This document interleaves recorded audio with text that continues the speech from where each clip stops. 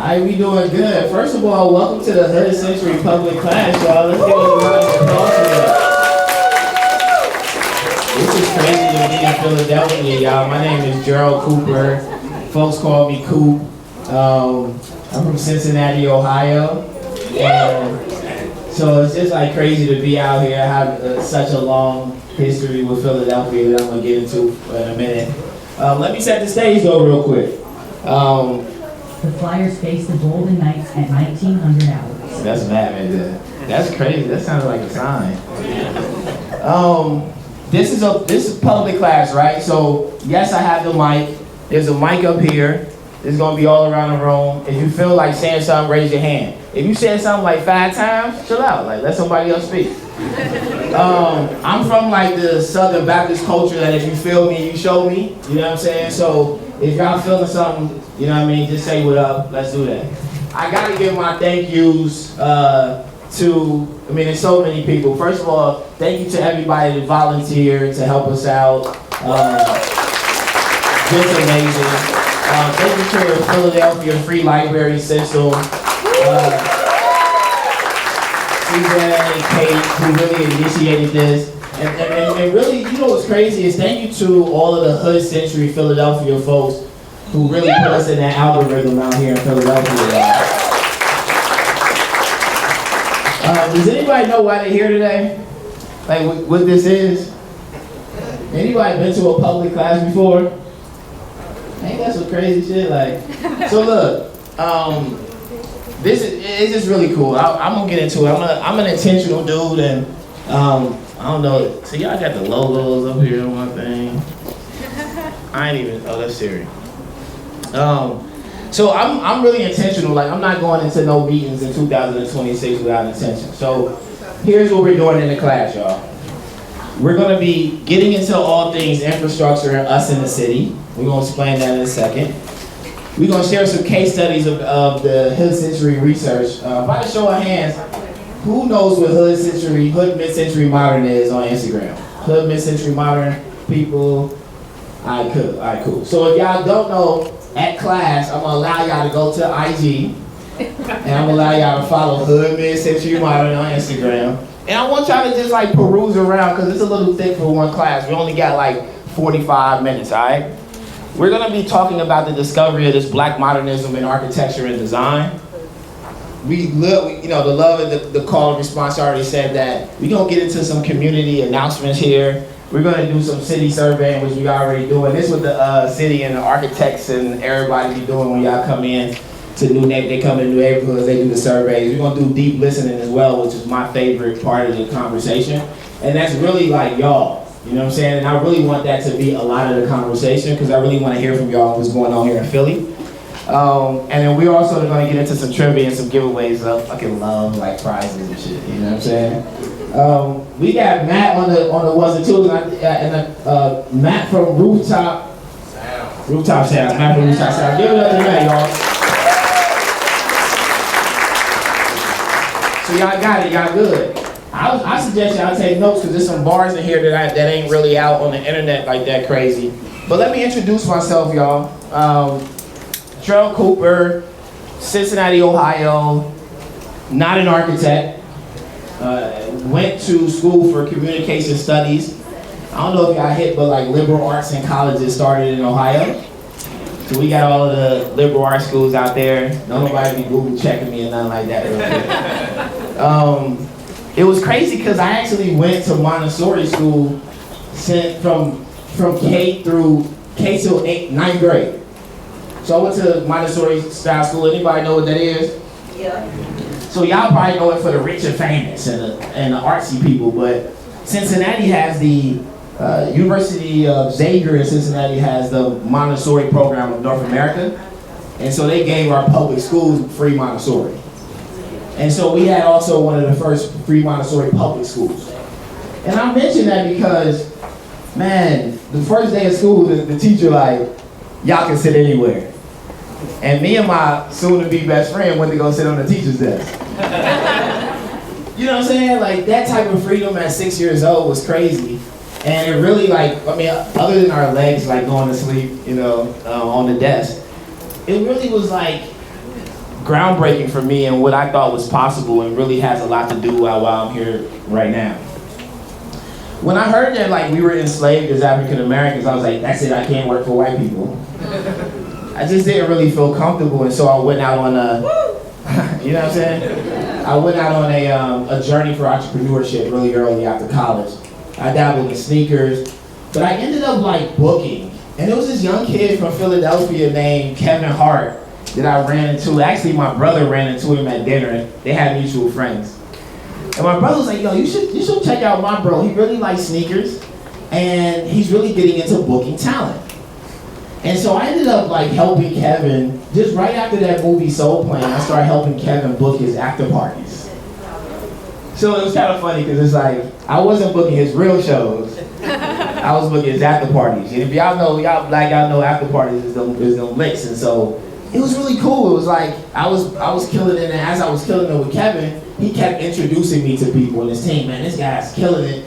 We want y'all to work with him. And so imagine I'm 22, 23 years old, and he introduced me to Snoop. So then I'm doing Snoop's after party. And he introduces me to just that world, the touring world.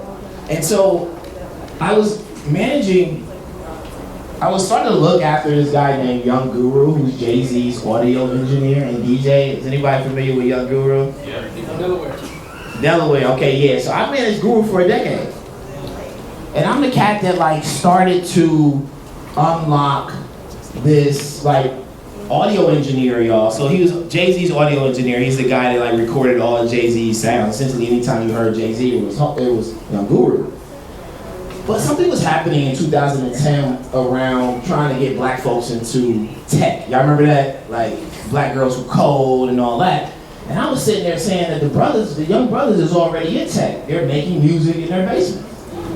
And so this is when I started to like this relationship that I find myself in now with edutainment.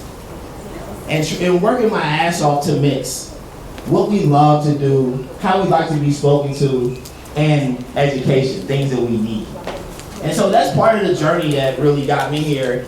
And a couple of my buddies was like, bro, you know you're doing the same thing you was doing with Guru, except you're just doing it with architecture and infrastructure. And that's kind of really been a awakening for me. So 2019 comes just before 2020. I get real burnt out of, I just couldn't find my why anymore in the entertainment business solely. I was like pitching research projects to Guru and to other universities, and things were starting to happen in the education realm. But I felt like the why was like missing in this music joint, so I backed out. And here's what happened, y'all. This is crazy. And can everybody see the screen? Because if you can't, you can move closer.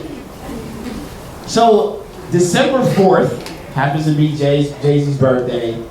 2019, which is 6 years ago. Essentially, we just had our 6-year anniversary, y'all.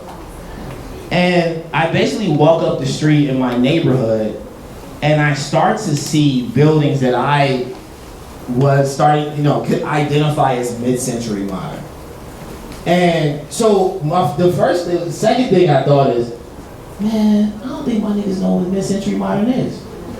But the first thing I thought, and it was a feeling, is that I think that's bad if we can't identify what's in our hood, because I just came from California and I was hearing all of the craze about Palm Springs, mid-century modern, and all of this stuff. And I was like, man, are people gonna come for this next? And if we don't know it, doesn't that have us a little bit vulnerable? We're thinking it's just the house with the mattress, in the driveway.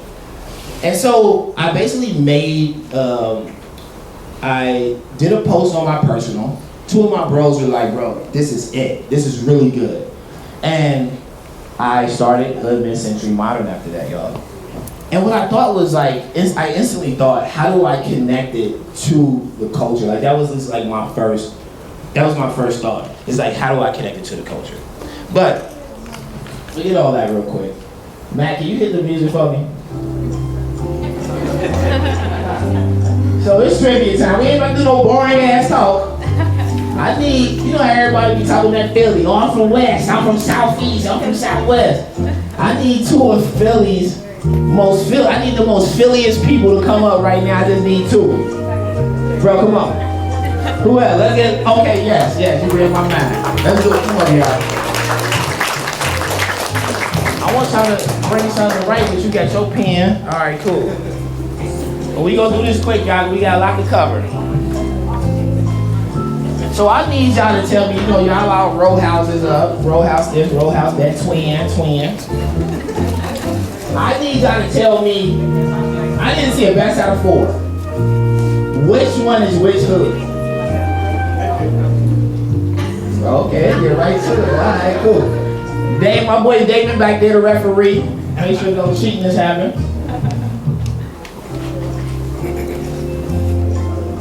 And so basically going 1, left, 2, 3, and 4, okay? David, come up real quick. I'm behind you. You done with yours? What's your name? Where you from? Back in the north in the house, or north of the house? So 1 on the left, south. Alright, cool. Mecca. So this is Mecca right here. Oh, wait. I ain't tell y'all had 2. Y'all got 2 seconds. So that's Mecca. I like how he started from the bottom up. I like this. Alright, cool. So, whoever win this, y'all, gonna get a brand new infrastructure team. You feel me? We gonna get y'all appropriate sizes.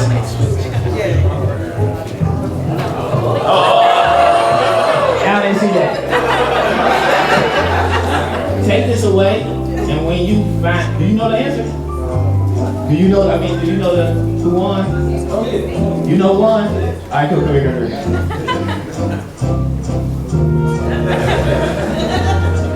Now, what's your name? Where are you from? Jordan, I'm from West Philly. Jordan from West in the house. Is West in the house? Yeah.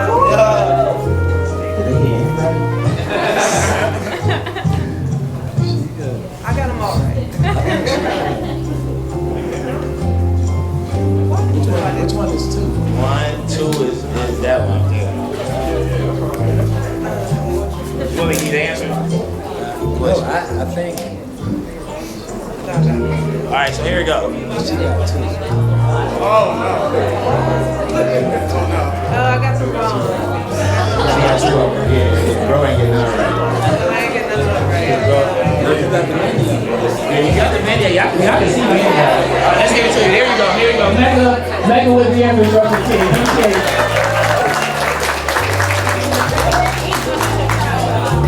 Hey, it's so funny, bruh.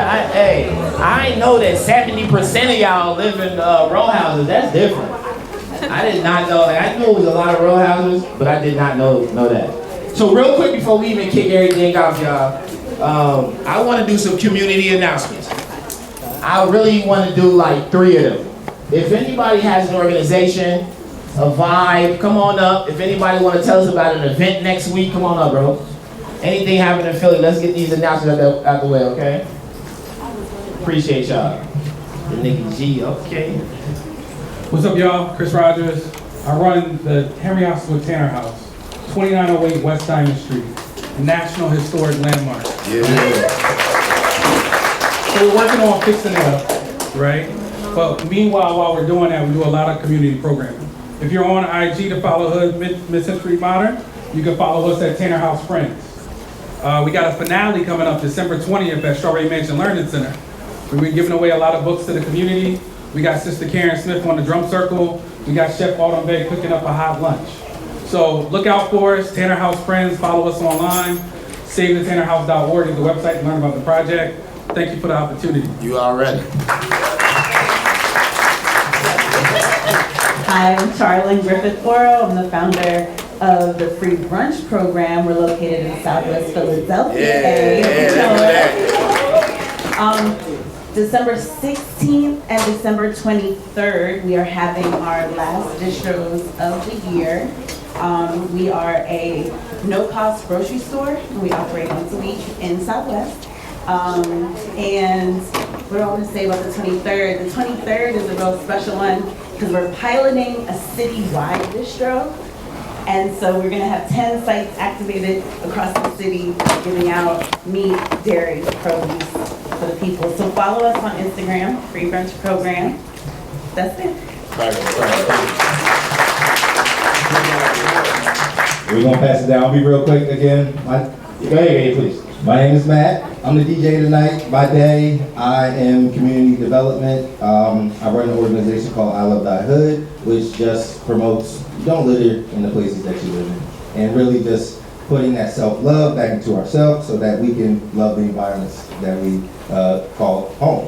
Also work for Germantown United CDC, so shout out to all the Uptown folks, but G-Town's home. Please come within this next year. I'm gonna get it popping over there. So definitely follow Germantown United CDC. Also follow I Love Thy Hood. But shout out to Coop. He came to Philly, but also he came to G-Town and showed love in amazing ways. So thank you. Hi, my name is Ileana Bass, and in Philadelphia we have a chapter of the National Organization of Minority. In Philadelphia we have a chapter of the National Organization of Minority Architects, and if you don't know about us, you should check us out. We're at Philanoma on everything, and this Saturday we're actually having our holiday party. It's going to be at Billy Penn Studio, which is a Black-owned venue here in Philadelphia, so make sure you check us out. I'm the chair of membership. My name is Ileana Bass.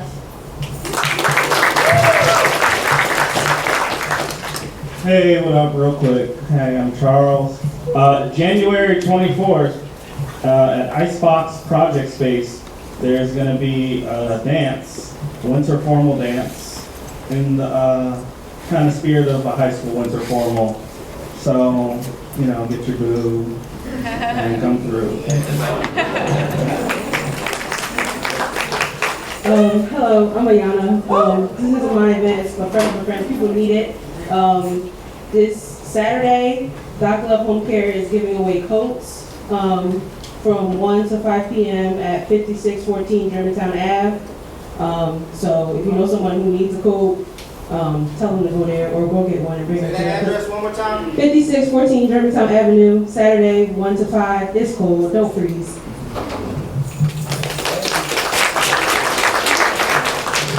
Hi everybody, I'm Stephanie Watts and I serve as the Community Engagement Coordinator for Historic Germantown. So put your more Germantown agenda uptown. And so we're a network of 20 historic sites, cultural centers, and green spaces in Northwest Philadelphia. We also have 4 Black cultural and history museums and 2 sites of enslavement. So please come and holler at us next year, the semi-quincentennial. Everybody say that 10 times. And so as we're celebrating the 250th anniversary of this country being a thing, I guess, please come see our Black museums and our Black cultural institutions in Germantown. And I'm also the founder of the B-Roll Black Cinema Club. So if you like independent play films, please join us at PFF. We meet at PFF every month. They have an amazing film programming team. And so you want to go and support the Black independent films that they show at PFF.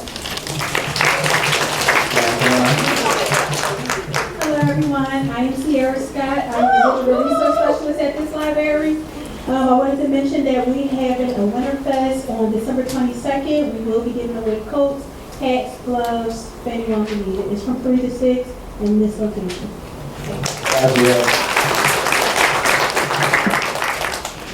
Hey y'all, what's going on? Can you hear me okay? Yeah. All right, my name is Jordan Hobart. I'm a North Philly resident, a Temple grad. I am the youth and one of the youth and education leads for Brewerytown Charlotte Neighborhood Coalition. And with that, I'm a part of the Save the Cecil B. Moore Library. So one, I want to thank everybody for coming back. It's like really, really dope to look out and see this crowd. I don't know what y'all could have been doing, but the fact that you're here, having this public class, and like being a part and being engaged, like the vibes and the energy in this room are crazy. And it's awesome to see this space transform so easily into something so dope. And something that is not what you typically see in a library, but making it feel like home. So I thank y'all for that. Follow us, BSNC Philly on Instagram. And please keep up with the Save the Cecil B. Moore Library campaign. There's some people in this room that have been working really, really hard to make sure this space continues to be the historic place that it is as we prepare it for the future that we all are heading towards. And just a quick shout out, if there's any men in the room who want to be part of a book club, I am starting one in January. It's gonna have 2 books a month, so get to reading. I'm gonna do some audiobooks too. The audiobooks are cool. Try to get fiction and a nonfiction in there. I have a goal of reading 24, so if you just want to do one of the 2, it's gonna be the HIM Book Club, which stands for Healthy Intellectual Masculinity. So, Yeah, that's all. Jordan, could you tell us a little bit more about what's happening with this building? yeah. Oh, I forgot. You know, I live so much in this space that I thought that everybody just knows. But right now, the Save the Cecil B. Moore Library campaign, we've been working diligently to raise funds for this library.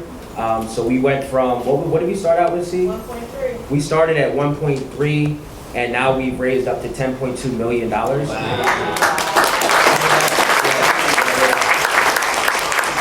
Some of that funding has been public, some of that funding has been private, but the renovation on this library has not started. It has not begun. What was it, March 11, 2024. I remember it like it was yesterday. We were at the street having a large community meeting. We had about 400 people come out and support this renovation, support this library staying here in this location, because the history of this library in this space is really, really crazy. I can't get into all of it tonight, but some of it, first, it was taken by eminent domain for the purpose of this library being here. This library, where it sits, does service 5 different neighborhoods, and it's 5 North Philly neighborhoods. This place means a lot to a lot of people in the obvious ways. It's a place where you can come to read books, where you can come use your computers, where you can come study, have a quiet place, but it's also more than that. In the winter, when it's cold out, it's a warming space. When it's hot out in the summer, it's a cooling space. When SNAP was cut off, people were coming here to get meals, and think about it often. I saw this somewhere on the internet, but like, if we didn't have libraries and museums before, would we be smart enough and intentional enough to build them now? And we know how important they are, but it seems like if you're looking around, I don't think that we would, if you're in that hypothetical. So I think that's why it's so important, and I think that's part of why I personally and so many other people have been fighting so hard for it, because we know the importance, and we all have memories. Like, I don't know about you, but I remember going to the library as a kid. I'm a 90s baby, so I don't know if anybody else had the books for pizza with Pizza Hut. Yeah. I'm getting free pizzas left and right. And I think it's really important for kids to be able to find what they want to read. You don't have to sit down and read Shakespeare. You don't have to sit down and read this or read that. If you want to read manga, I coach high school football at Voss, and one of my high school kids carries around manga all the time. 8, 9, 10 of those things in his bag at all times. And you get to see it. Now he's a senior. I just submitted his application for a scholarship award, and I was reading his personal statement, and you can tell the kid reads because of how he writes. And if you can read and you can write, and you know a little bit about the numbers, you can do what my man is doing. You can create something that doesn't exist. Like, this wasn't a thing. This is now bringing people here from the city you're not from, having an important conversation, and that's all because you dove into things, you have faith in yourself, but you also got the reps in before to be able to be confident that you could do all you do. Like, that's crazy what you were doing. Hey, my brother ran into a friend of Kevin Hart's and ran into Kevin Hart, and now I'm doing things with Snoop. Like, that's a crazy thing. So can we just give it up one more time?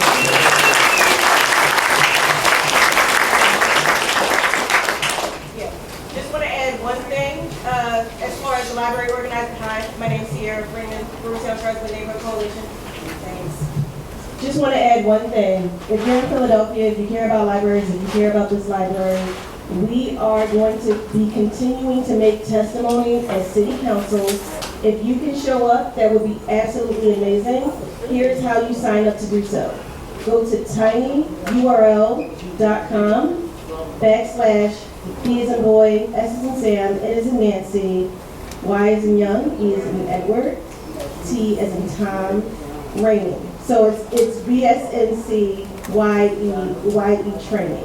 tinyurl.com/BSNCYE training. And all the dates that we have to sign up to make testimony at City Council, to make sure that this library gets renovated, to make sure there's funding to regenerate all libraries in the city of Philadelphia, to make sure that this building stays here, to make sure that community members are involved in the advocacy You know, if you want to help us make testimony, it would be absolutely amazing. Sign up there, and we'll see you at City Council. Yeah, you got me emotional, bro. Yeah. Libraries are everything to me. I don't know about the reading and writing part for me, but libraries are everything to me. So, okay, so we're gonna get into the class part of this, John. We're gonna try to run into it so that we can open it up to y'all. So I told y'all I started like this thing, like hood. I'm seeing this modernism, and at that time, it's not black modernism. T, what up? It's not black modernism. It's like totally hood modernism. It's like modernism in the hood.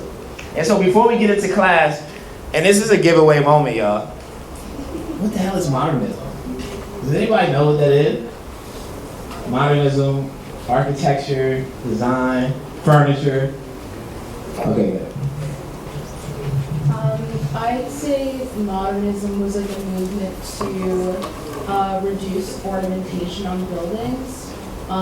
So like the idea that form follows function and things that could be functional and exist in a way that isn't beauty-centric, but really lived in and useful structures. Really about to give you this, but I'm gonna give somebody else a chance because you hit it on the nail. Anybody else can speak on modernism? Alright, cool. What's your name? Where you from?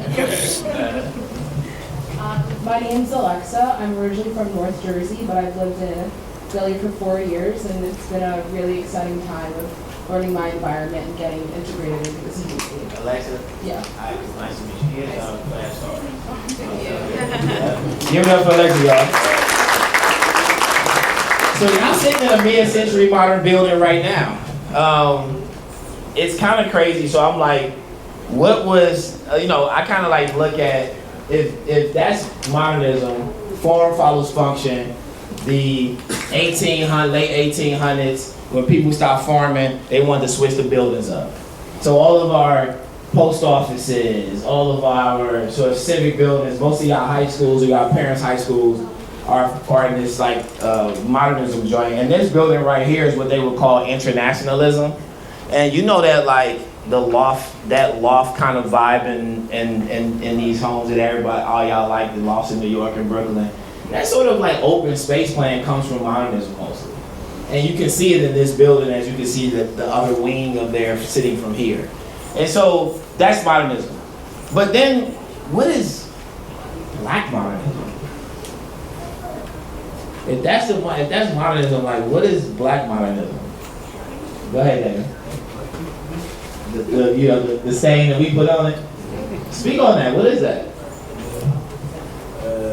Like using sheets for curtains. Oh, I like that one. Sheets for curtains. Using sheets for curtains, cardboard, the whole thing, air conditioner. My dad can remember something. Just I feel like anything that we kind of do to be resourceful, but it's like almost part of the black aesthetic. What is it? How much time is that? What is it? Like, real quick, plastic on your grandma's couch. Type shit. What does it look like aesthetically? Like if you had to like close your eyes and visualize what, from mid-century modern chairs, mid-century modern, like what does it look like aesthetically? Black modernism.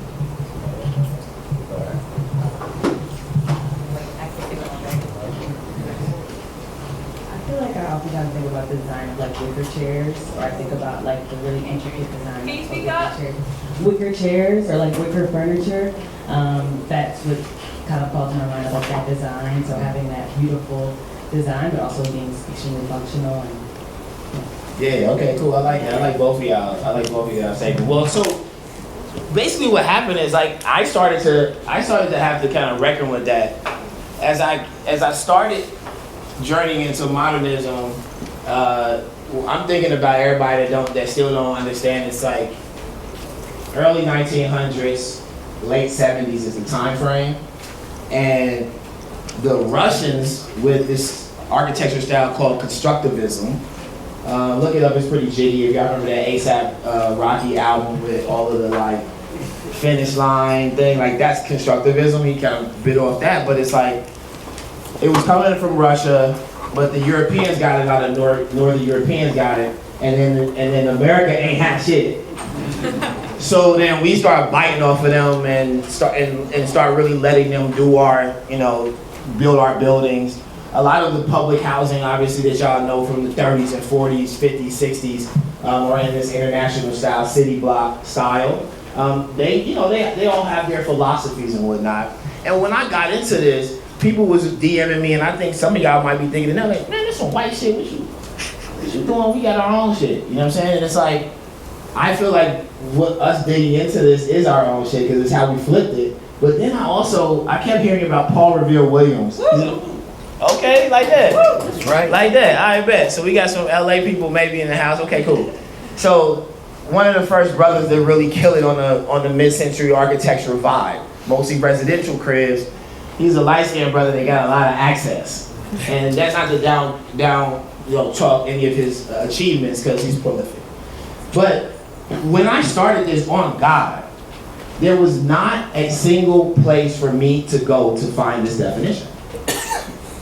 And so I got to defining that shit. But then I wanted to define it with y'all because just defining it on myself is kind of like what they would do. So I'm like, look, let's get the community to define it. And so one of the things I think about, you got modernity, you got modernism, and then you have mid-century modern. You can think about mid-century modern as a style, like internationalism of modernism. But that modernity, it's so hard to say that shit, is that thing that happened in the late 1900s where we just needed a new world. We needed a new way to form. We needed a new way to start to look at things. And we're in that now.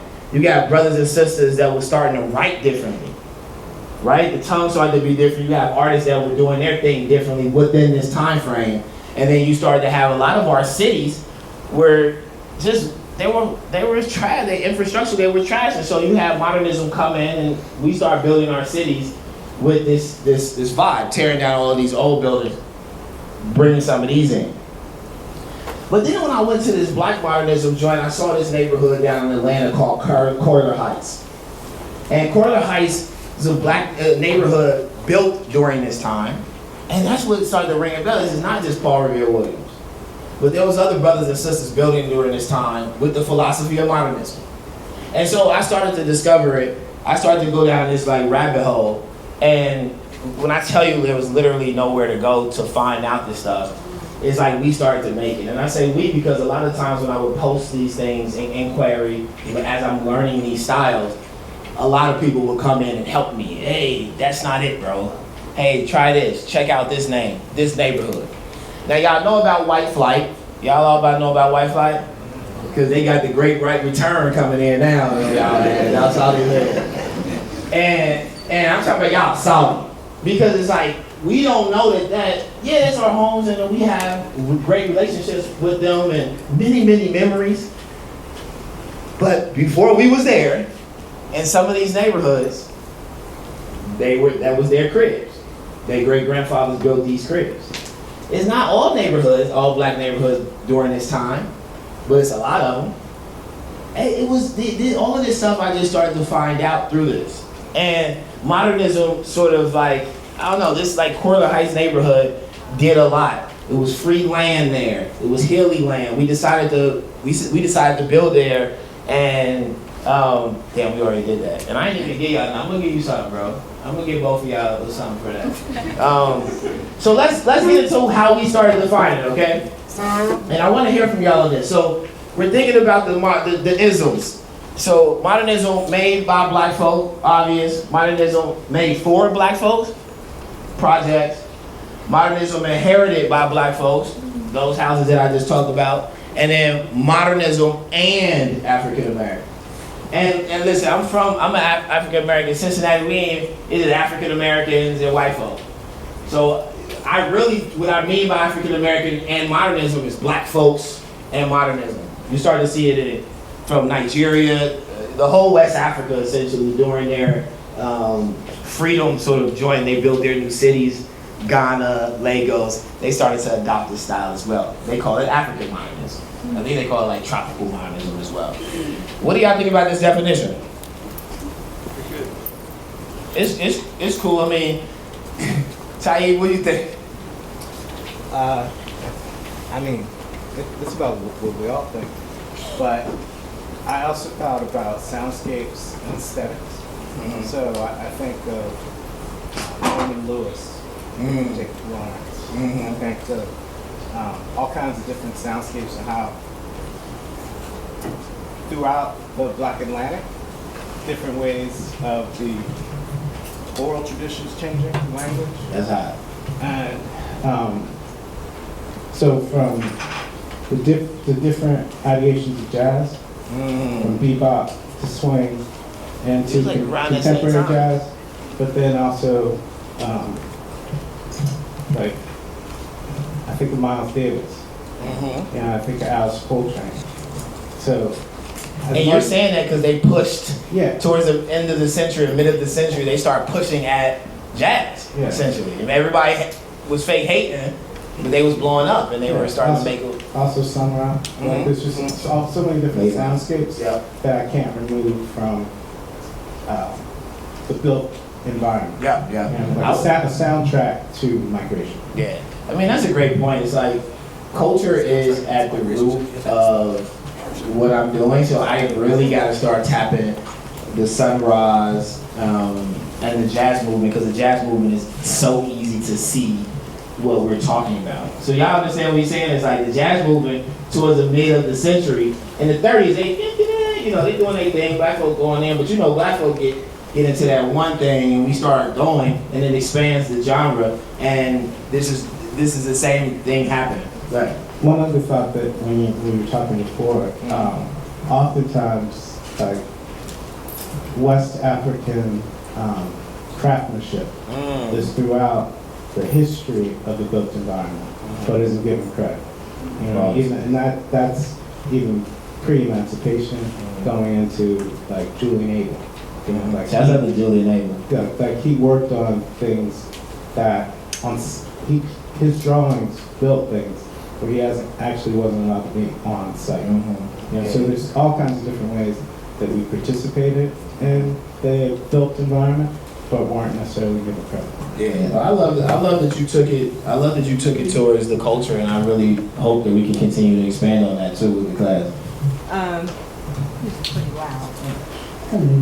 I think the thing that I appreciate about the definition too is the class differential that you see within this, and so like which black people were able to make something for themselves, which black people were given something for themselves, and so there feels like a robustness to it where it isn't just, not in the like, black people are not monolithic, because I think that is true, but I think more pointedly, there is a very different black experience that is existing during this time frame based on the class that people are occupying too, and this allows for that to be true. Yeah, that's a great point, and you see that. Well, that's a crazy segue actually. Here we go. Home was just totally different. Mark and Catherine looked at these photos and put this home back together in its original intention that we see now. And I think that they're going to be honored and recognized later because of the influence that this house is going to have in the black modernist, like candidates that's being recognized right now. It's been amazing, like being able to show my friends and family this space, and that also to be able to stay and live and feel at home in this space. And in this neighborhood, West Adams, this is an historically black neighborhood in South Central LA, South LA, whatever everybody wants to call it. This home is very unique. It's one of the only modern homes that exists. Like literally.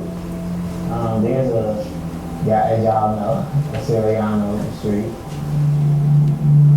And the rest of them are craftsmen, which are also very unique. Mostly craftsmen, bungalow, and also historically held. So, and also mostly black folks, living in these homes. And one of the things that I try to do is encourage my brothers and sisters to like my family and my community to like understand where we're at and the design that and the thing that shapes our existence. You know what I mean? As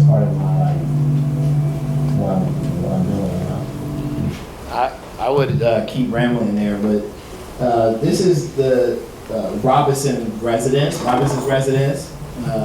There was a doctor and a brother, like a black doctor, and his wife, who was one of like the first like entertainment like home chefs, and they like had a home. They bulldozed it, stayed in the garage, and built the modernist home. This was like in the early 50s. And so you start to see the class divide. I really love that, I don't know, like that sensibility of like building a home and building it to this spec. And so this home had been kind of falling into hard times. And it was really mostly in the family's hand when it had it. They knew what they had, but you know how it be. Like maybe they didn't.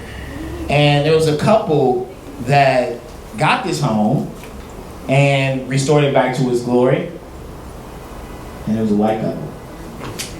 And I was wondering what y'all was thinking. But it was dope. It was dope. It was like you now are able to go into this home. They sort of like lent me the home in a way to help put it on the like get it registered in the city, like do the thing, and I got to name the home. This is the Robinson's residence, but it's a really unbelievable example in LA, and we did a home tour. We did a home tour there like a couple of years ago when we started doing home tours, and one of the illest examples of Black modernism.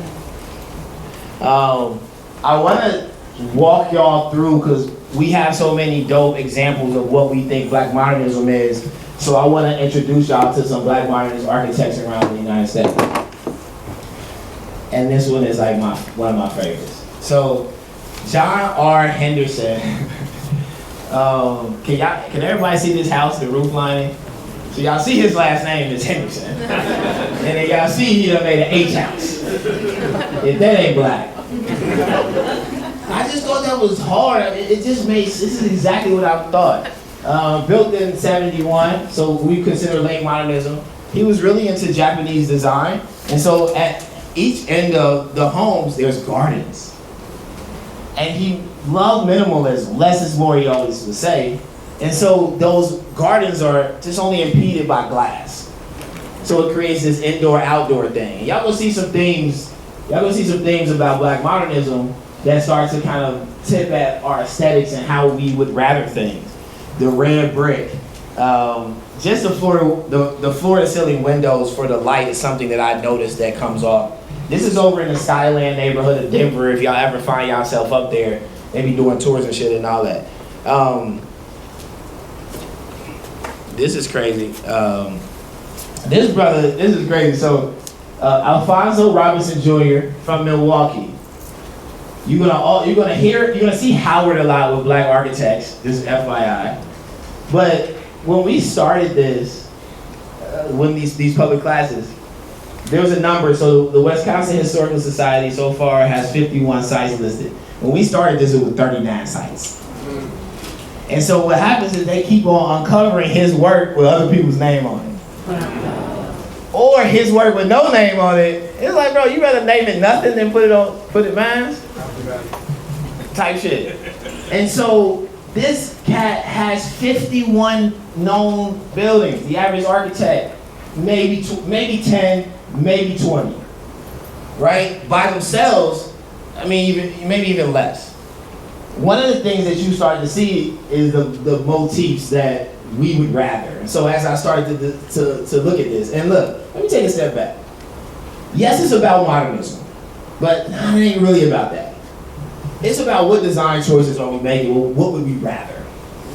And so when I was a kid, I was attracted to my library that had zigzag roof. I just like the zigzag roof. And then as I started to look around, here comes these roofs again. Very intentional. And a lot of his churches, he would ask him, I heard an interview, hey, what kind of roof would you like? They're like, give me something slanted. Give me something, on that tip. And then, does anybody know, first of all, is there Rebecca in the house from Mount Zion?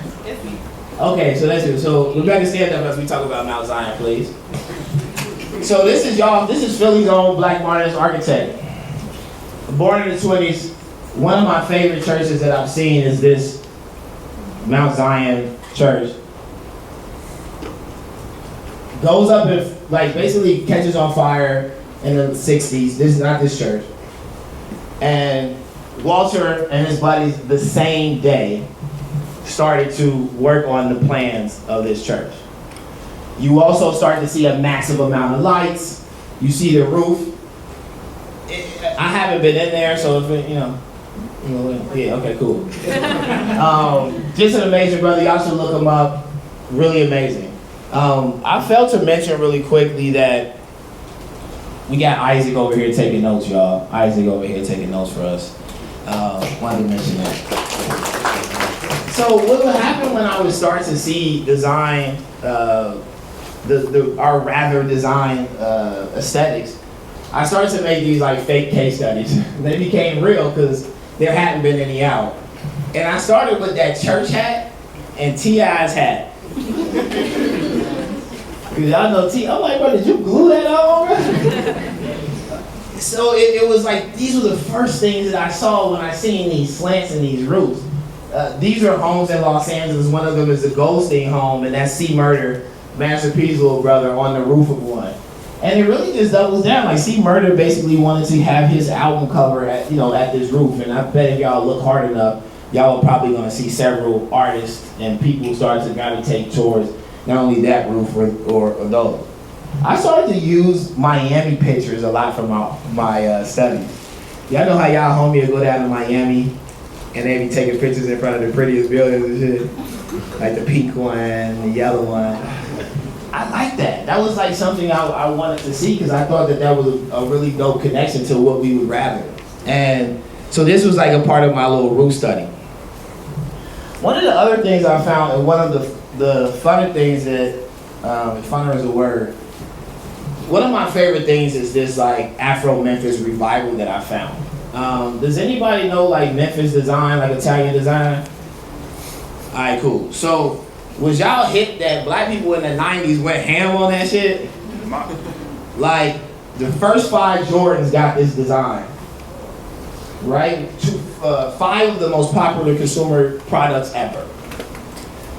Do the right thing. Y'all know the lettering of do the right thing. That's what I'm calling Afro-Memphis revival. I made the name up. It sounds cool. The revival part really is hard. And so what started to happen, you started seeing the Martin show. You started to see that like a lot of these graphics were coming up. And so this is like, I made this infographic. This was my essay to sort of establish this. I sent this over to a couple of places that would like official, yeah, he did it, he did it. And this exists and we've been going on. So let me try my best to define it, but just after Spike does. Spike, my house. These are air raid sneakers. Press ball. I ain't playing ball with no raw hog and trash talking. Elbow, Nike wear, high flying, don't dunking, hip hopping homeboy from Harlem. And I ain't playing ball with no Austin Love, bomb. Nike wear, no dribbling, golden hair, hockey playing, hardboard, South Dakota. Hold up, if we're gonna live together, we gotta play together. The more colors, the more better. Peace. Anybody remember that commercial? That shit was probably y'all young as hell. So, what is Afro-Memphis? How do we describe it? Spike said it best. More colors, more better. The earth tones, y'all already see the pastels, the geometric colors and shapes and lines, which somebody gotta give it up. Like, y'all see what's happening? And the Italians wasn't mad at giving that credit. They was like, nah, we was looking at that kid takeoff. You feel me? You see it in so many things. Matumbo had it, Poetic Justice. I think you even see it in the Coochie sweater. You see it in Jordan outfit, which man can't dress. And you see it in so much graphic design, and I bet you will see it now if y'all start looking. So one of the things that I like about white folk is they be knowing they hood, bro. They be walking down the street, be like, yeah, that was 1867. There was a carpenter there, you know what I mean? And I think what happens when you can know your hood is that you start speaking. So you start to like kind of know that, oh, there's a cultural thing happening. So what I started to figure out during my studies, y'all, is that I was tipping on some language. Like I was starting to sort of get into language. My account, when I started to like tell people about like Afro-Memphis revival, I didn't want to make it stuffy or no shit like that. I wanted to like make it digestible, something that they can understand and see. And so this is the language portion of our class. I'll get right into it. So how do people that need this the most, how do we have it the less? You know what I'm saying? Let me just tell y'all, let me just do a little video. 20 tall peaks. 2 peaks one. Hold on. So we got Wire fans. Y'all, we close to Baltimore, so y'all can digest this, I imagine. But try to listen closely. I know a lot of y'all know this scene already. You work in the ground stash. 20 tall peaks. 2 peaks come out, you might ask for 2 each. Another one cops 3. Then Bodie hands you off 10 more. But some white guy rolls up in the car, waves you down and pays for 8. How many vials you got left? 15. How the fuck you able to keep the count right? You're not able to do the book problem, man. Count me wrong, then fuck you up. So it's crazy, like, you know when somebody uses John wrong? You be like, bruh, you really don't know. You think you know, you don't know. It's off. You might not even do business with them. You feel away. And so one of the things that I wanted to do, and I still am doing now, and I'm really passionate about, is switching up the damn language, man. Let's make sure if anybody understands it, we understand it. So this is the point in the class where I pass out visual language. I'll start with the flashcards over on here that we created. And I'm sorry, have y'all been hip to Solange's book, the library thing? So page 37. Page 37. Time is off. Okay, cool. All right, cool. So we gotta wrap through. We gotta keep. How long? I don't need nothing, Siri. I do not. Then. I'm gonna continue in this language real quick because my timer went off and I want to kind of like settle into this language part. I want to hear from y'all and then I want to get into some deep listening. So this is like how kids are talking about architecture right now. Y'all seen this video? So this thing got about 300,000 shares. Some of y'all seen it. These buildings are holding energy, literally dead. We live in a coffin, bitch. Electricity straight from the air. These buildings got flat ass tops with no creativity. These buildings was it for real. These buildings shit for real. 70s and you will get healed. 70s and you will be killed. That's why I gotta go outside on the ground. Shit is to someone so they know the deal. I'm putting it down. I'm putting it on. I'm putting it down. Better you, man. I'm putting it down. I'm putting it on. I'm putting it down. I'm putting it on. He did, man. I just think, I just think something is happening right now, y'all. Where if we had the language to like really talk about our spaces, really even consider our spaces, and I'm not solely just talking about like auditorial language. There's like the visual language, right? There's all of these sort of cues around if somebody gets it. And what I've been on and what I've been searching for and what my team and we're trying to working on figuring out is like the different languages for different folks. Everybody don't have the same language, but I've been working with CDCs and some folks, community development organizations, cities, to try and speak to, like, let's speak to it how we understand it.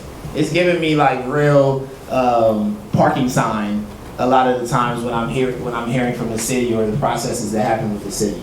And so I've been working on not only using language and defining certain things that we're working through, but also sort of getting a vibe of the city. And in the interview, I really talked about like we don't know our cities, and essentially we don't know where we are.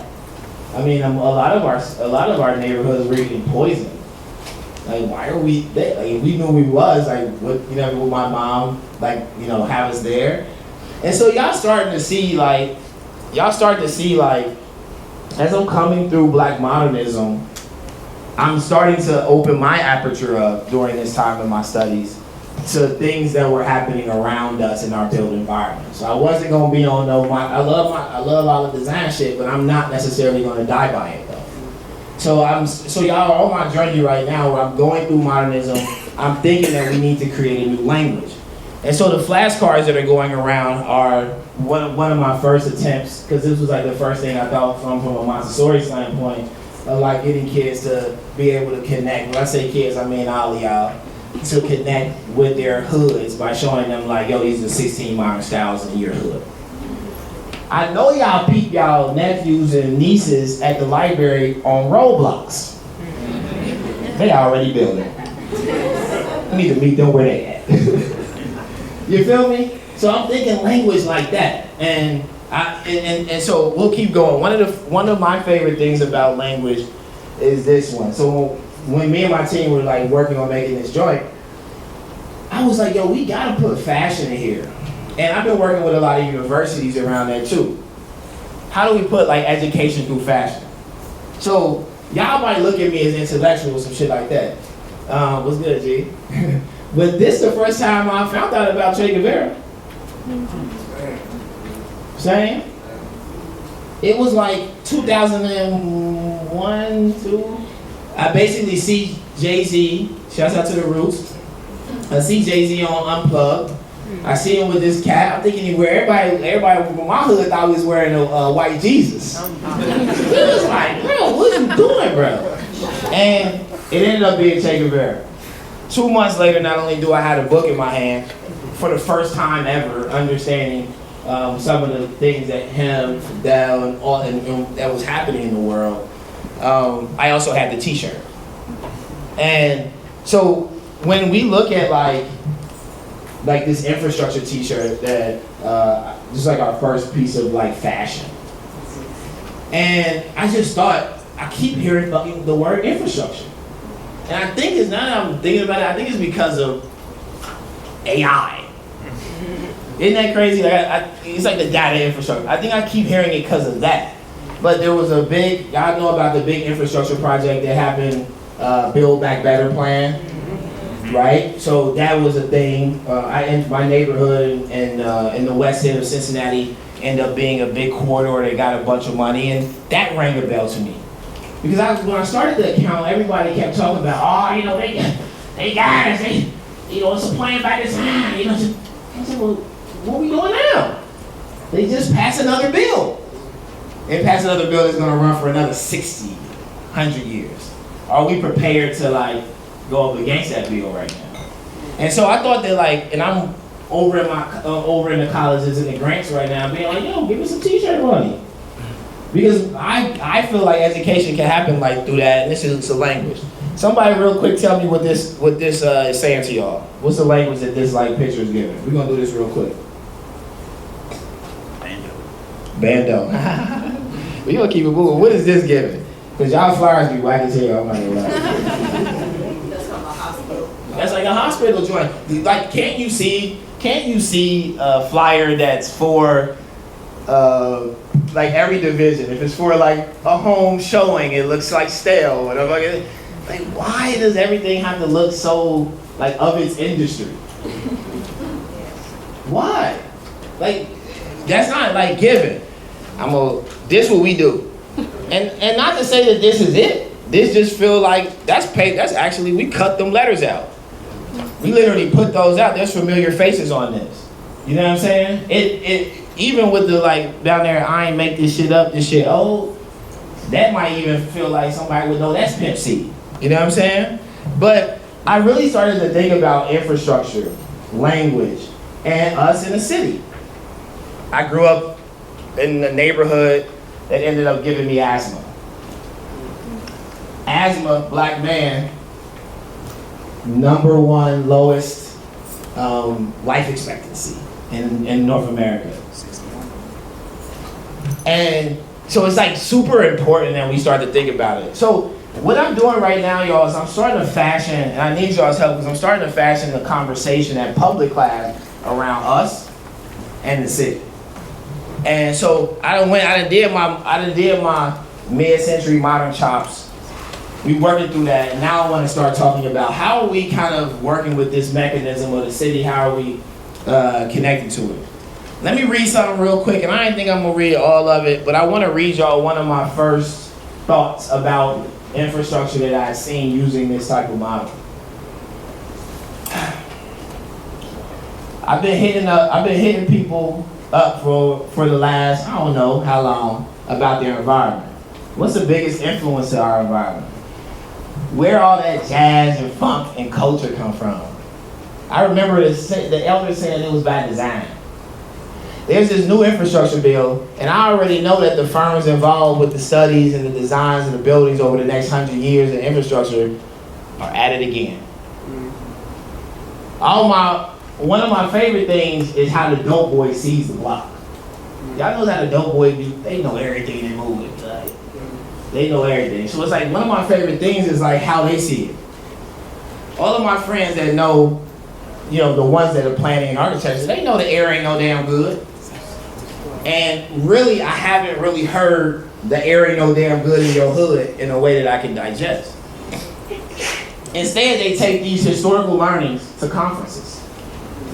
They make books. Don't rarely engage exhibitions. Will Gaza exist again? Will there be water in Flint? Will the water in Flint always cost this much? We just gonna let the Ninth Ward sink? That was deep. The gang bang out like you cannot get a job. No, you can for sure go to the oil refinery down on the east side, make $100,000 a year, get cancer, and die before you 40. They give niggas that on the day. I'm like, that niggas make money. Homies riding around, swear to God, nigga, fucking 7 Series, S classes, living right to the neighborhood, buy a house, all that. Nigga dead before we can think about it. From the fumes, bro, all day. That's how I got after. I across the oil refinery. I woke up one day at my lunch stop because I used to sleep in my window, and my mom always told me close it. In Compton, when we lived in Compton, before we went to Mommy's, right on Oak Street, I was like, second, third grade. So it's like, that shit real. I don't care for nobody. Nobody in my family has that. In my room, right in front of the shit, and I woke up one day, like, I can't breathe. My mom was like, what? I passed out. Boom, woke up in the hospital, put all the shit up in. So like, that shit is real. It's like you said, it's in the trauma. Motherfucker know they self-worth. Like, I feel personally, if all a nigga can give you in life, if all you can give me is money, nigga, fuck you. I can go find some money somewhere, but a lot of people don't feel like it. I'm gonna let that live. And sorry for the cussing, all of the parents and kids. So that's like this Vince clip I saw in a Hot 97 video. I chopped it up and I threw it out on the internet, and it's just been making its round. And I just feel like it's just like awakened a cool conversation, whatever corner of the internet. And I really think, you know, along with language in the city, again, I just want to start talking about the city more, and I want to start understanding how we can connect and how we can kind of hit that button in ourselves. People keep on being like, man, you on your Du Boisian shit.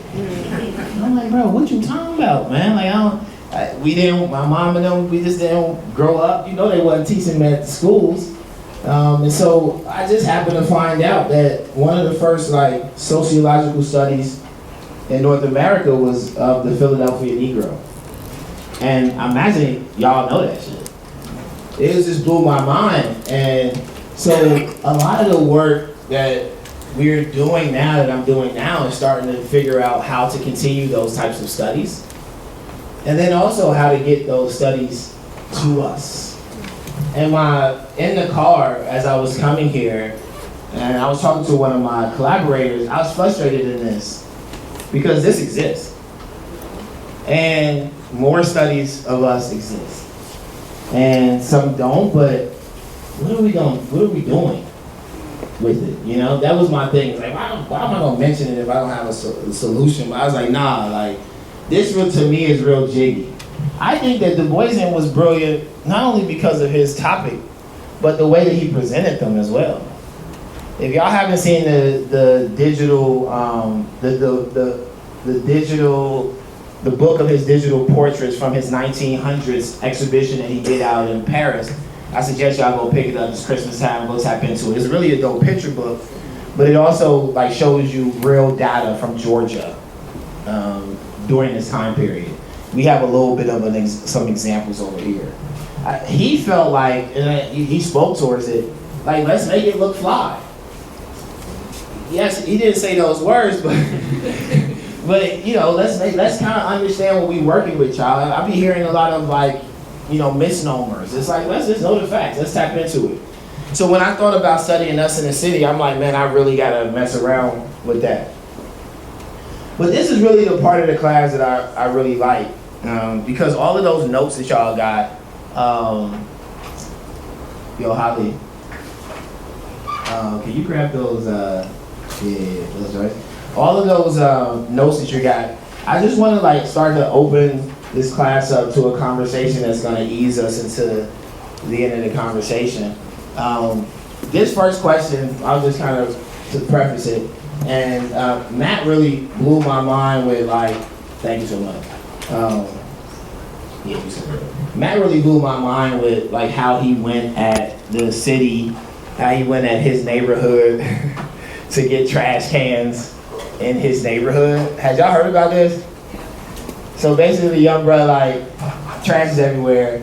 I wasn't hip about that trash strike, but he basically goes, finds out who the powers to be in his neighborhood, and then gets the trash cans in the neighborhood, and then really gets turned on by like this connection between being able to solve problems in his neighborhood, and now he's like working for the neighborhood.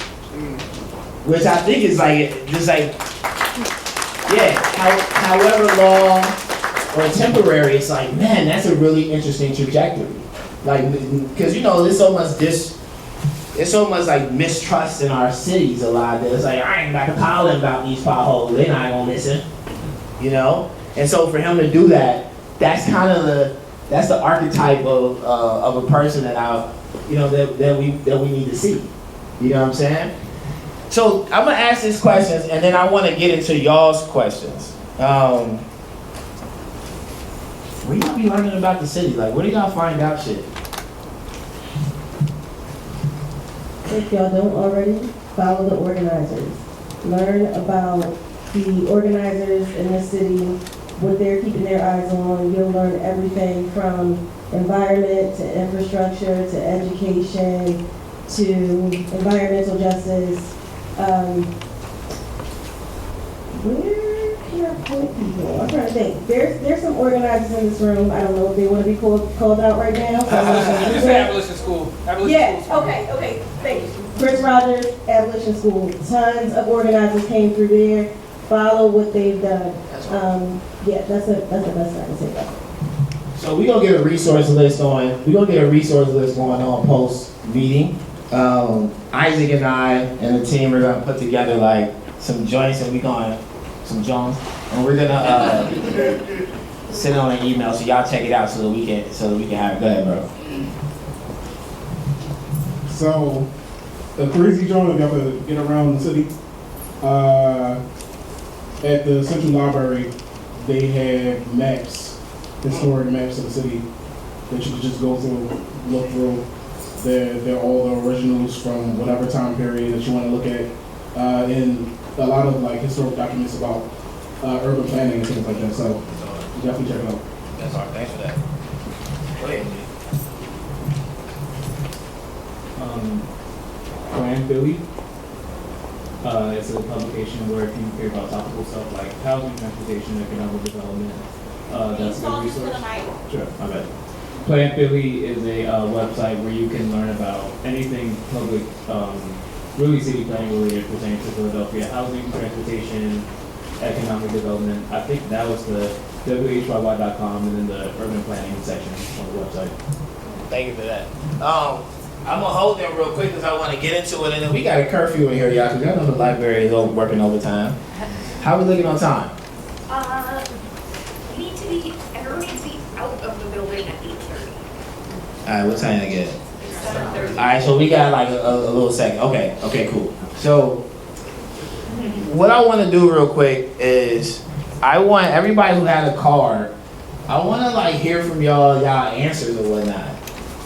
So anybody who has a survey card, I just want to hear from y'all. If y'all gave us a survey card, I kind of feel sorry because I would rather y'all just have kept them.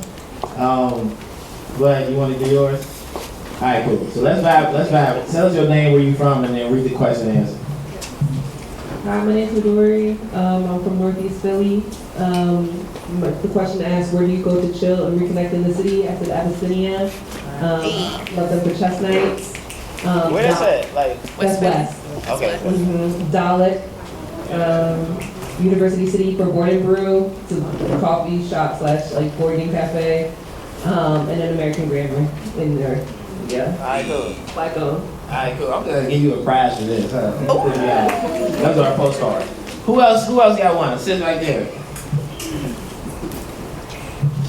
Thank you. My name's Alicia, and the card I had was, "You be at the library? Why? Why not?" And I said yes. My mother took my brother and I when we were kids, and I became a serious reader. Now, especially as a parent, the library is a safe place to explore new ideas, meet people, and attend events. I love that. I'm gonna have you keep it. We're gonna pass it around. Who else? Tyreek, North Philly. I got what's good with y'all folks' grandma's. That's not his house. Sorry about that. It's cool, you know. So it's not my grandma's house, it's my grandfather's house, or great-grandfather, Willie Caledonia. He came up from South Carolina, got a house down the street on Marshall and C2 North. 3-story house, whole family lived in there, 20, 30 folk. Okay. House burnt down in 1990. And him and everybody, all the winemakers that live in Philadelphia, got together and rebuilt all the damage from the house and that's hard. Raised the whole rest of the family in there. That's hard. That's dope. Thank you for that. Who got? Okay, yeah, go ahead, bro. My name's Hasim. I'm from out west. My card was what is infrastructure, and I did not think about architecture at all, but I think of infrastructure as like the glue that holds things together. Like my grandma, we call her Nuna because she don't want to feel old, but she was like very big on keeping us all together, and then she had a moment a couple years ago where she was like, y'all niggas tripping. And so I had a moment like last year, I was like, damn, I haven't seen my cousins in that long. Damn, I don't know what my aunt is doing, where she's at. And I like stepped back and I called her one day and I was like, y'all, like, I really appreciate you because throughout my whole childhood, you were there to make sure we were here at this house for Thanksgiving. We were doing this, that when this was to be celebrated, everybody was around. But yeah, I think infrastructure is glue. Yeah, and family. Yeah. And it's crazy you saying that because like as we adult, we start to realize the effort that it takes to call your cousin and be like, bro, you need a ride? Yeah. You know what I mean? We need to all be together, so that's really dope. That's touching. I appreciate that. Who had a card, and if y'all had it like one up here, I want to try to get it back to y'all. Who had a what's the future of North, South, or West Philly? I wonder is this you? But go ahead, speak on it, sis. Hi, I grew up in Southwest Philadelphia, and I'm also a kid who grew up in Southwest, and I have asthma. Like, it doesn't run in my family, but we're right by, below the oil refinery. So I just remember growing up and doing the nebulizer, and not realizing until I went to play sports in middle school that I had asthma. My mom's like, "Oh yeah, you don't remember that?" I'm like, "No, why do I have asthma?" And it's because of where we lived. And I know the history of Eastwood, like the neighborhood I grew up in, at one point was a landfill. So right now it's a Superfund site, so they're trying to rehabilitate the soil. But for me, what I wrote down for the history or the future of Southwest Philly is clean air, clean soil, and reconnected waterways. We also know Philadelphia has built itself over like 13 different streams and creeks. And so the reason we have so many potholes, things caving in like that is because we've really built over top of waterways, and so we've disconnected ourselves from the water as well. So I wasn't even hit. Thank you for that. Thank you for that. That's real. I got a T-shirt for you because that was cool. All right, we're gonna keep the mic going. I wonder how we get the mic all the way over there. This is pass it through. Pass it. Oh, we got one. We got another mic. We mic'd up.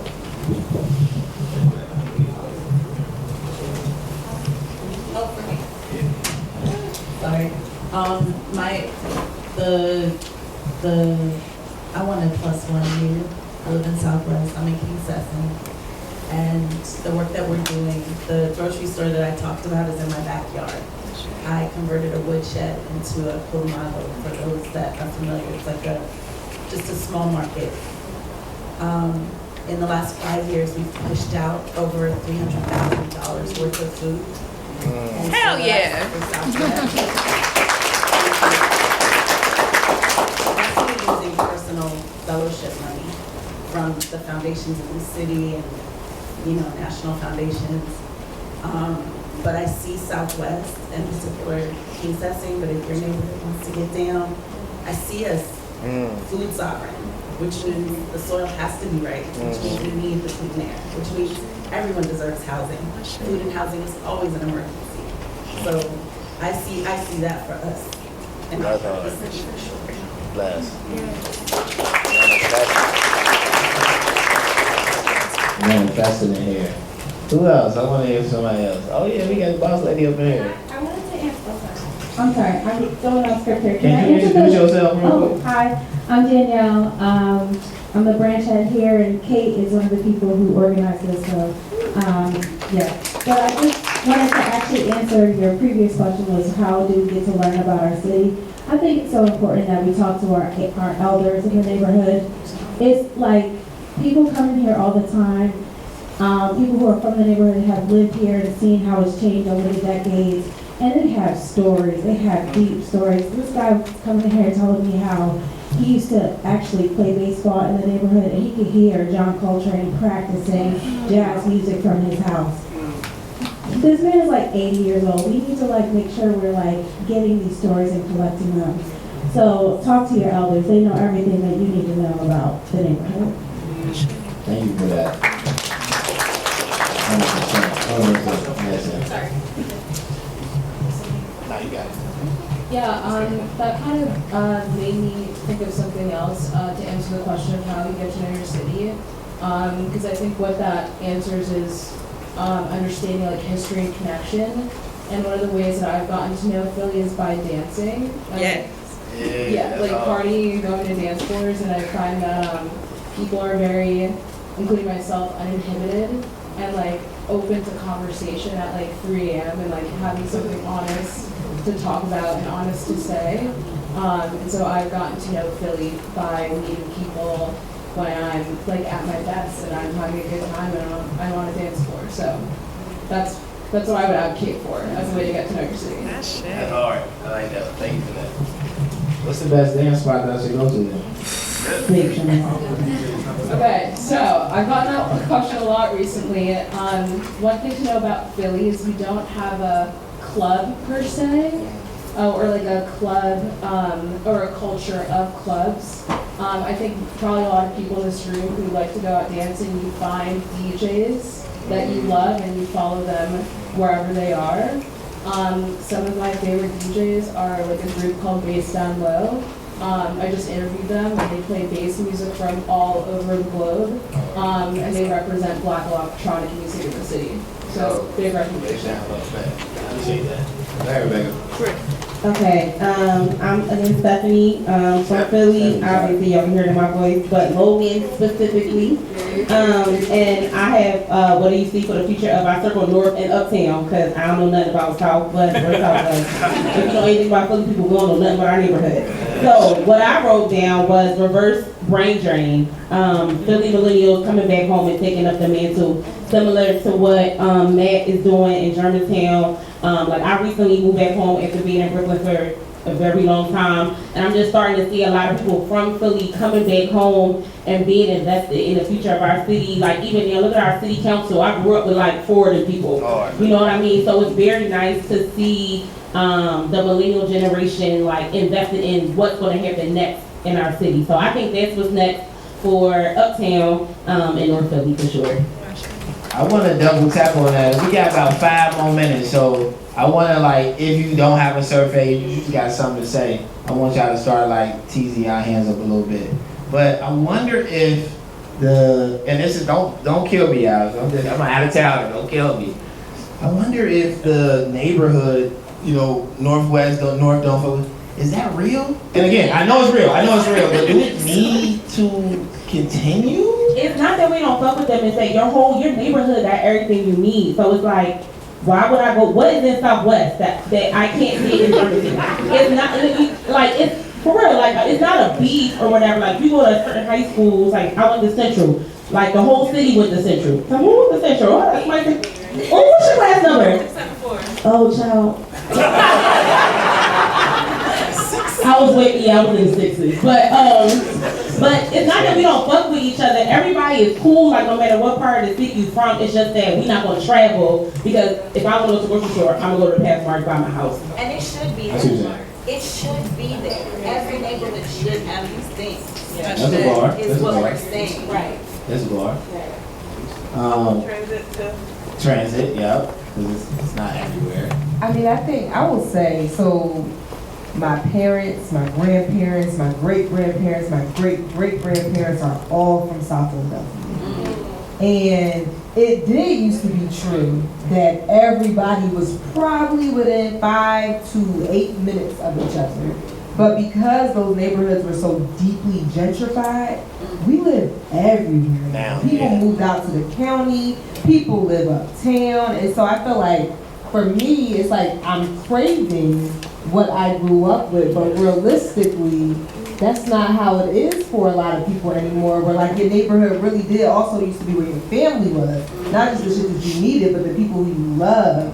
And I feel like with gentrification, that has shifted, and so at least I will speak for myself, my network has felt so much more dispersed. My people have felt so much more dispersed than it was, I would say, from, the first 10 to 15 years of my life in the early 90s. Thank you for that. That's a bar. Yeah, bro. Hey everyone. Young Winter. My name's Winter. Just moved to Philly from New York in July, and I wanted to answer the question, how do you learn your city? This is something that's been really real for me the past 4 months. It's just talking to business owners, talking to people who have stores, talking to people who own businesses, whether they're barbers, whether they just opened a cafe. Shout out to American Grammar and Terrence. He's the plug for Black design, Black architecture. But those folks, they're pretty much the bona fide block boys. They know what's happening. They know where the money's going, how people have opportunities for certain grants. I've talked to business owners who are getting free space just because developers want to fill their buildings. So talking to people who are entrepreneurs or in positions of Black commerce definitely will plug into some resources in the city. Taib, I just wanted to piggyback on what you said, and Steph and I have talked about this before. I'm agnostic to neighborhood. So I'm a third generation Philadelphian.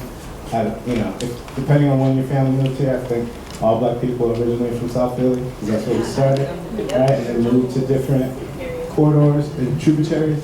But I dealt with a lot of housing instability, so I had to learn how to maneuver through different neighborhoods. And what I find hilarious is that people from the Northwest believe certain things about South Philly. People from South Philly believe that there are intrinsic things about North Philadelphia. And as Black people who are always in some form of having to move into other communities where people are moving out of, like I know a Jewish gentleman who talks about, he remembers when there were no Black people on 52nd Street. My dad talks about when the first Black people moved into Hobbs Creek. Right? So when I think about Black people thinking of themselves as being dislocated, we can't afford to do what white people have done to us in terms of othering people who you actually should be in community with. And back to what you said about some of your classmates on council, our politicians exploit our dislocation because people on 52nd Street often don't know what's happening in Georgetown. And most of the people who are leaders in behavioral health, hospital systems, legal, everything that disseminates social services, to keep it real, most of them live in the Northwest, and they have dominion over all the communities that their families escaped from. So in all over the city, we have people who live in communities, and when places like this were built, the community leaders lived within blocks. Now we have a professional managerial class that represents community, but doesn't necessarily live in community. And that's something that we have to heal. Yeah, I love that.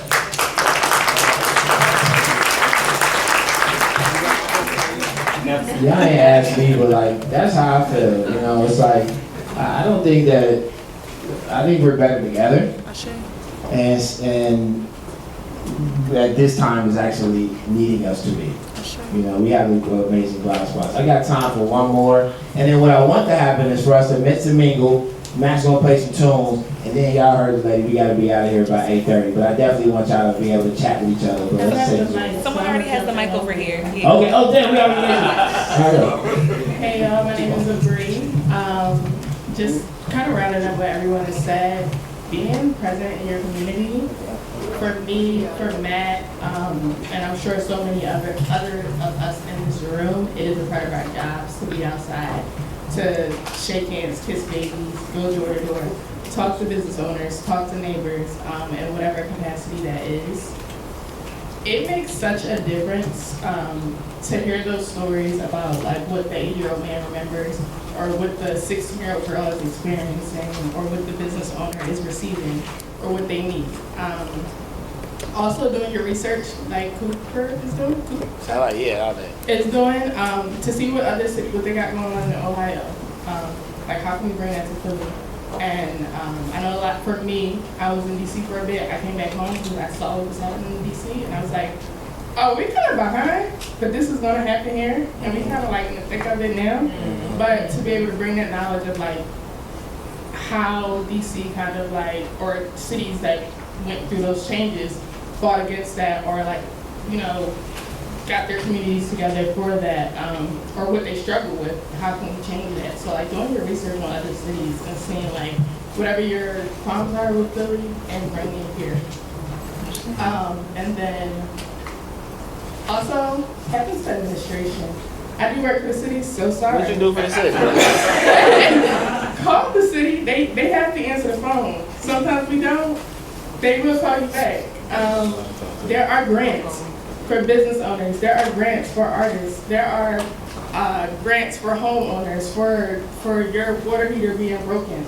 There are grants that money that we funnel into Germantown United, into Nicetown CDC, into what's North Philly, Matt? I don't know. There we go, Charlotte, they're everywhere. Every neighborhood has an organization that has some money that can help you and to provide for you for whatever it is that you need. Whether you got a dream, you don't have a dollar, whatever it is that you need, there are resources that the city is providing in some way, shape, or form. So take advantage of that, and just like don't be so closed off, and just talk to your people. Tell me your name again. My name is Abri. Abri. So y'all holler at Abri when we get done here, y'all. Last one. Abri. Antonio, also Kitchen Ebonics. I'm from Cincinnati, by the way. Yeah. East and West. Yeah. West side, Yeah, that's what's up. Yeah, I represent Ohio everywhere I go. But I'm gonna answer the question. I think as far as how you keep informed, keeping hobbies. Like I think people underestimate how important it is to have a hobby, not just because of how it like engages your mind, but also it puts you in and around people who have similar interests, and they tell you what's happening. Like my friends, we kicked it last night, went to a comedy show for free. We all live in different neighborhoods. So that's how I keep in the know about what's happening. We end up in other places. Like, it was a text I got about the free ticket. That's how we ended up here. And you know what I mean? Like, we were supposed to be eating dinner. It was like, nah, we want to go see a comedy show. I did want to plug an event. Go ahead, guys. Yeah. I'll be cooking for real. Ask about it. You put a natty now. Yeah. It's called Dish It Out. This happened in February 20th. Kitchen Ebonics on IG. Yeah. Going on more. That's all. Say the name again. Say the name of the event. It's a cross-cultural event, so it's one of the few times next year in 2027, Black History Month and Chinese New Year's overlap. So me and a homie getting together. Yeah, Black History out there, you know. That's hot. That's hot. All right, great. Cool. So thank you for that. And listen. Thank y'all so much for this part of the class. We doing a little kickback. It's gonna be like a little kickback. holler at us. We're gonna send y'all the information after the class. But let me say my 2 cents. Thank y'all so much, Philadelphia, for welcoming me. Thank y'all for allowing this space. Thank y'all for coming here on a Thursday night. Y'all really could have been anywhere. I really appreciate y'all.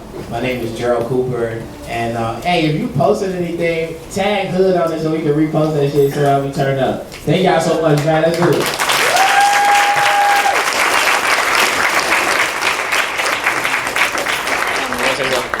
Hold on a second, y'all.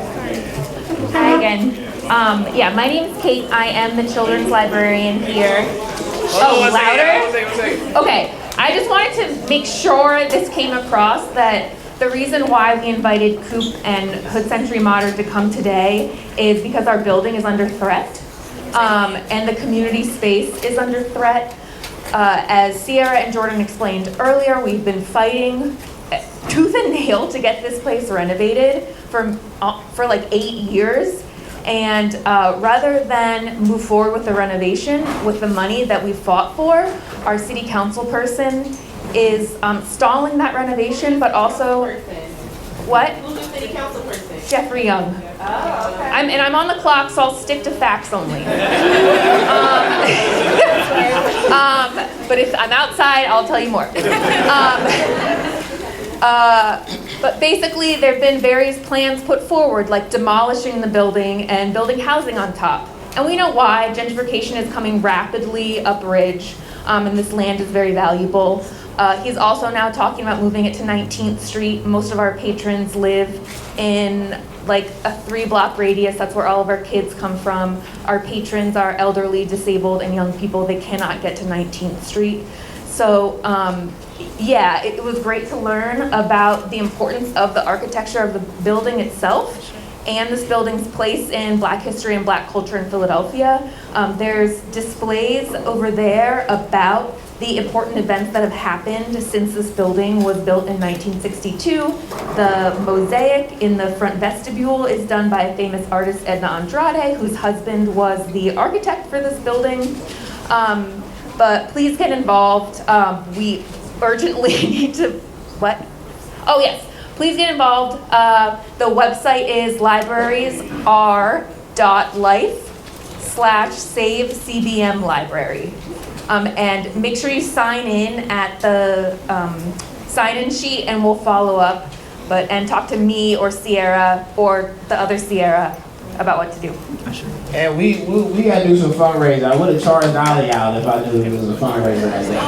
So we gonna try to come back and do some type of fundraiser, y'all, as well. But y'all make sure y'all get home safe and let's have fun, okay, y'all?